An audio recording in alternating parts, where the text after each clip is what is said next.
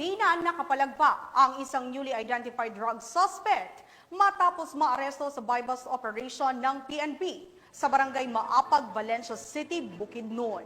Ang report mula kay Patrolwoman Danessa Berdos.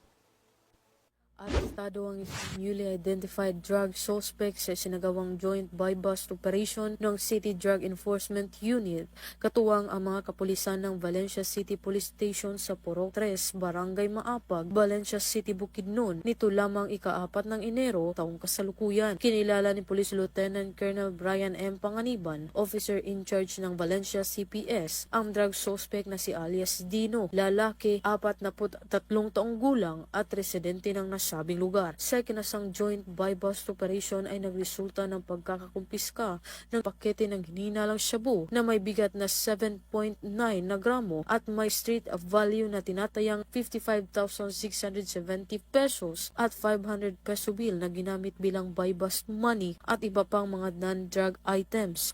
Nanawagan po kita sa ato ang katawhan nga sa kanunay to be vigilant at all times. Kung aduna sila yung mga tao o grupo nga adunay kadudahang likop, please do report it to the nearest police station or i-report sa kanang adunay mga pulis nga naka-standby sa ato ang kandak o police visibility. Ang suspect ay nahaharap sa kasong paglabag sa RA 9165 o Comprehensive Dangerous Drugs Act of 2002.